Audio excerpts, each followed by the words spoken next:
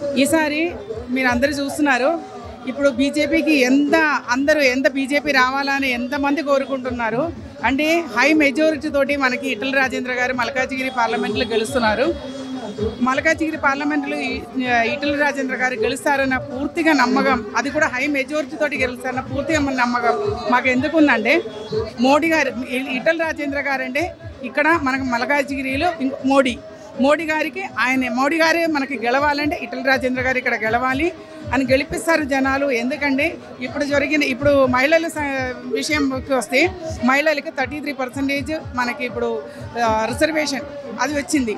So 33% reservation ఇచ్చి ఇప్పటి వరకు ఏ ప్రైమ్ మినిస్టర్ కూడా ఇప్పటి వరకు చేయలేదన్నది మోడీ గారు చేశారు. అలాగే ఇప్పుడు మనం ఇక్కడ హైదరాబాద్ తీసుకుంటే మల్కాజిగిరి కానీ మొత్తం హైదరాబాద్లోనే మన తెలంగాణలోనే తీసుకుంటే మైనారిటీ అంటారు అందరూ.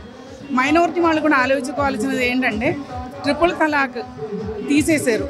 ఎందుకు మైనారిటీలోనే అంటే ఒక ముస్లిం అను లేదంటే ఇంకొక క్యాస్ట్ అను డిఫరెన్స్ లేకుండా మోడీ గారు ప్రతి మహిళలకి, అలాగే ఎస్పెషలీ మహిళలకి అని చెప్తాను నేను. ఎందుకంటే మహిళగా నేను మహిళల గురించి ఎక్కువ చెప్తాను. ఒక మహిళగా నేను చెప్తున్నాను, ప్రతి మహిళలకి ఈ మన ఇండియా దేశంలో మన హ్యాపీగా మన లైఫ్ లీడ్ చేయడానికి ఇదిగా మనకి చేసే ఒక ప్రైమ్ మినిస్టర్ మోడీ గారు తప్ప ఇంకా ఎవరు లేరు. సో అదే మోడీ గారికి ఓటేయాలంటే మనకి ఇక్కడ ఈటెల రాజేంద్ర గారు BJP candidate. So Etela Rajendra గారిని గెలిపిస్తే మోడీ గారు అక్కడ గెలిచినట్టే, మోడీ గారే మళ్ళీ రావాలని కోరుకుంటూ, అలాగే ఇక్కడ ఈటెల రాజేంద్ర గారు హై మెజారిటీ తోటి గెలుస్తారని పూర్తిగా నమ్మకం. జనాలకు మేము వెళ్తున్నాం, డైలీ మేము క్యాంపెయిన్కి వెళ్తున్నప్పుడు మేము వాళ్ళకి చెప్తున్నాము ఎన్ని రకాల స్కీమ్స్, చిన్న పిల్లల నుంచి పెద్దవాళ్ళ వరకు రకరకాల స్కీమ్స్ ఇప్పుడు వరకు మోడీ గారు అన్ని సెంట్రల్ స్కీమ్స్ అందరికీ మేము ఎక్స్ప్లెయిన్ చేస్తున్నాము. ఈవెన్ నేనే నాకు ఒక ఆఫీస్ 4E సెంటర్ అని అంటే మహిళా సాధికారత కోసం నేను ఒక ఆఫీస్ 1 year బ్యాక్ స్టార్ట్ చేశాను. దానిలో నేను అన్ని మహిళలకు సంబంధించిన అన్ని స్కీమ్స్, ఆయుష్మాన్ భారత్ ఇప్పుడు 10 లక్షలు ఎంతమందికి యూస్ అవుతాయి అనేది మనకు తెలుసు. ఒక ఫ్యామిలీలో ఏదైనా ఒక హెల్త్ ఇష్యూ వస్తే ఒక ఫ్యామిలీ చాలా ఇబ్బంది పడే ఒక విషయం అన్నమాట అది. దానికోసమే ప్రతి వాళ్ళకి హెల్పింగ్గా ఉండాలి, వాళ్ళ ఫ్యామిలీ చక్కగా ఉండాలి, వాళ్ళు సంపాదించిన డబ్బులంతా వాళ్ళకి హాస్పిటల్కి హైదరాబాద్లోనే మనకి ఎంత హాస్పిటల్ ఖర్చు ఎంత అవుతుందో అందరికీ తెలుసు. ఒక జ్వరం వస్తేనే ఒక 2,000 రూపాయలు మినిమం అవుతుంది. సో అలాంటి పరిస్థితులు ఇంకేదైనా బాగలేకుండా వచ్చినా, హెల్త్ ఇష్యూస్ వచ్చినప్పుడు వాళ్ళు ఇబ్బంది పడకుండా ప్రతి వాళ్ళు ఆరోగ్యంగా హ్యాపీగా ఉండాలని చెప్పేసి ఆయుష్మాన్ భారత్ నేనే ఇప్పటికీ ఒక 300 మందికి ఆయుష్మాన్ భారత్ చేయించేసినాం. అలాగే విశ్వకర్మ యోజన ఇంకా చెప్పుకుంటూ పోవాలంటే చాలా ఉన్నాయి.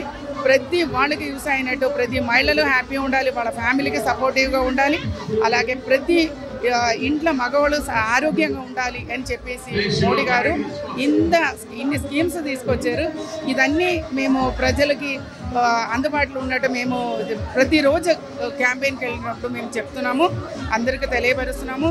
ఇదన్నీ మనసులో పెట్టుకొని అందరూ కలిసి ఈటెల రాజేంద్ర గారిని మల్కాజిగిరి మోడీ అని అనుకొని ఆయన గెలిపిస్తారు. అలాగే ఈటెల రాజేంద్ర గారు కూడా మనకు తెలుసు తెలంగాణ ఉద్యమంలో చాలా బాగా పార్టిసిపేట్ చేశారు. ఆయన చాలా ఇంపార్టెంట్ రోల్ ఆయనకి తెలంగాణ ఉద్యమంలో. అలాగే ఫైనాన్స్ మినిస్టర్గా చేశారు.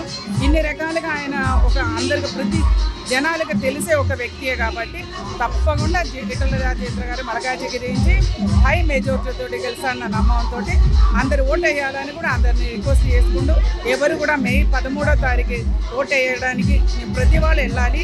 నాకెందుకు అని అనుకొని ఇంట్లో ఉండకుండా ప్రతి వాళ్ళు వెళ్ళి మన దేశాన్ని మనం నడపడానికి మనకి పెద్ద హక్కు అన్నమాట. ఓటు అనేది పెద్ద హక్కు మనది. దాన్ని మనం పూర్తిగా కరెక్ట్గా మనం వినియోగించుకోవాలి. దానికోసం ప్రతి వాళ్ళు వెళ్ళాలి, బీజేపీకి ఓటేయాలి, మోడీ గారిని మళ్ళీ ప్రధానమంత్రిగా 400 పార్ మనకి రావాలి, మోడీ గారు రావాలని కోరుకుంటూ అందరికీ సెలవు తీసుకున్నాను. అందరికీ